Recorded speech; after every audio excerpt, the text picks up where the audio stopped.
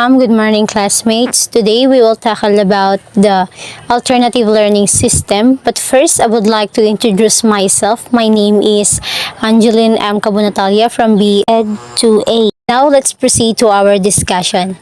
What is the alternative learning system?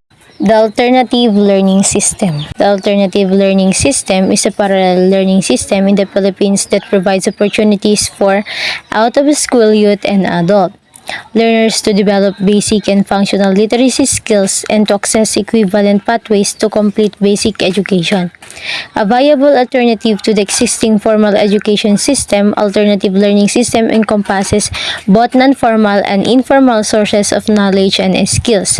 As a second chance education program, it aims to empower out-of-school youths and adults learners to continue learning in a manner, time, and place is suitable to their preference and circumstances, and for them to achieve their goals of improving their quality of life and becoming productive contributors to society. What are the legal bases of ALS?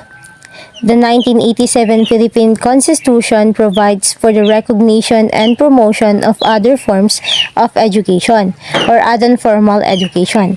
Article 14, Section 2, Paragraph 1 declares that the states shall establish, maintain, and support a complete, adequate, and integrated system of education relevant to the needs of the people and society. And the paragraph number 4 concisely encourage non-formal, informal, and indigenous learning system as well as self-learning independent and out-of-school study programs, particularly those that respond to community needs.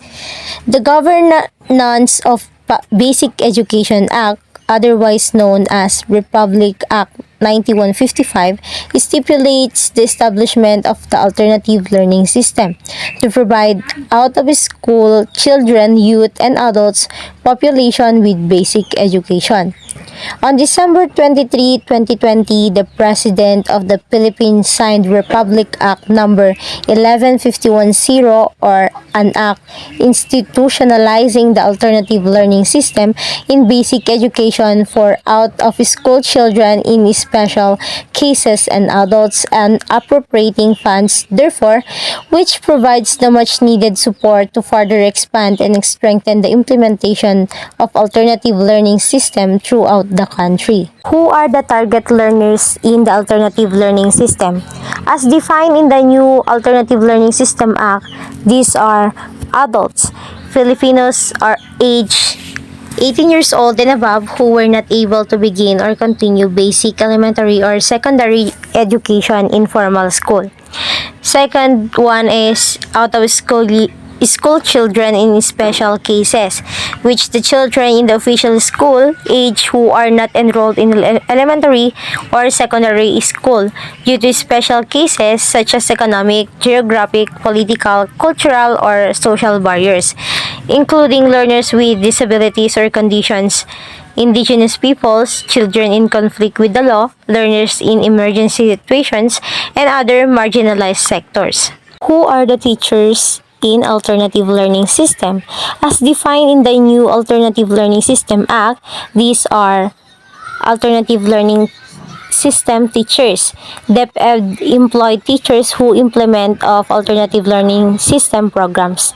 Second one is the community alternative learning system implementers, person engaged either by DepEd of any local government unit or LGU to deliver alternative learning system programs to out-of-school children and adults. The third one is the learning facilitators, teachers financed by the private sector, NGOs, CSOs, or individuals who implement alternative learning system programs. What learning materials are used?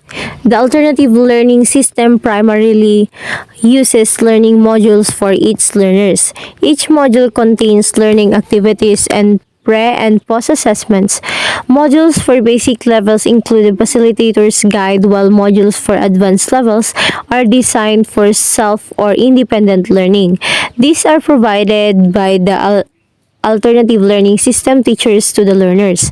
Supplementary materials like text and non-text module, self-learning instructional materials, learning activity packages, online or digital modules, textbooks, e-modules, or blended technology learning materials from the home or other sources by also be used. So this time, let's proceed to the alternative learning system programs. First is the program of illiterate that have a basic literacy program. So in this basic literacy program, this is a program aimed at eradicating literacy among out-of-school youths and adults.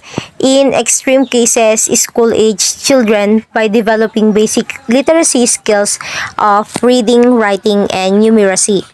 So, the second one is the program for dropouts of former elementary and secondary levels that have continuing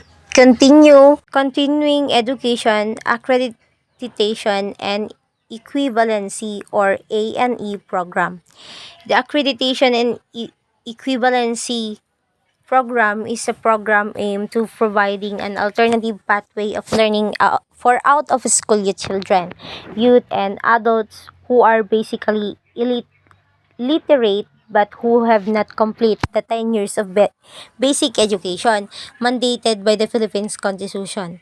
Through this program, school dropouts are able to complete elementary and high school education outside the formal education system.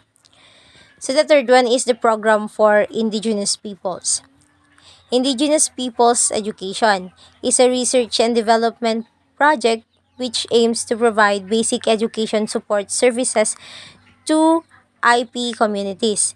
This is initially implemented at the tribal communities in Dumalneg, Ilocos Norte, General Nakar, Quezon, and Botolan, Zambales. Program for Muslim migrants, Arabic language and Islamic values education in alternative learning system or ALIVE in ALS. The Arabic language and Islamic values education in alternative learning system is designed for the Muslim migrants to be able positively contribute to the peace effort of our government in order to improve the quality of life of Muslim out of school youth and adults. It has components namely basic literacy program plus ALIVE, accreditation plus equivalency program plus ALIVE, informal education plus ALIVE, technical vocational program, education program plus ALIVE, and entrepreneurship development plus ALIVE. So let's proceed to the program for hearing impairment. Alternative learning system for differently abled person. The alternative learning system for differently abled person is a project which aims to deliver basic literacy program to the special or differently abled children or out of school youths, adults that have hearing impairment learners who have not availed of have no access to the formal school system through specialized approaches. Science language. So let's proceed to the program for adolescents.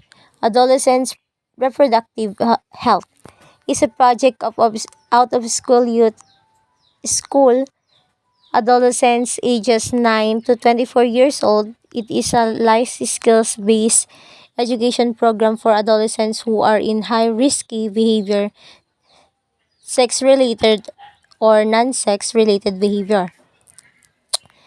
Program for parents. Parents education is informal education which is a life skill short-term course that addresses the special needs and interests of the parents to promote pride in their work and ownership of their responsibility as members of family and their community. Programs for poor families. Family Basic Literacy Program. This is a literacy service learning intervention utilizing literate family members to help non-literate members upgrade their literacy skills and improve the educational opportunities of the poor families in the depressed, deprived, and underserved areas. Radio-based instruction. The radio-based instruction program is an alternate alternative learning delivery mode using radio broadcast to deliver the alternative learning system programs. As a form of distance learning, it is able to expand access to the education by bringing it to where the learners are. It aims to provide learning opportunities to listeners and enable them to acquire equivalency in basic education through the broadcast of lessons.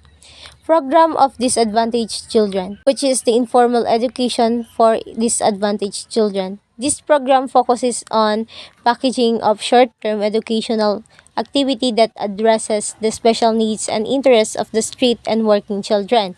It intends to use life skills, achieve learning approaches or strategies aimed at developing or enhancing social, civic, aesthetic, cultural, recreational, physical, and personal development.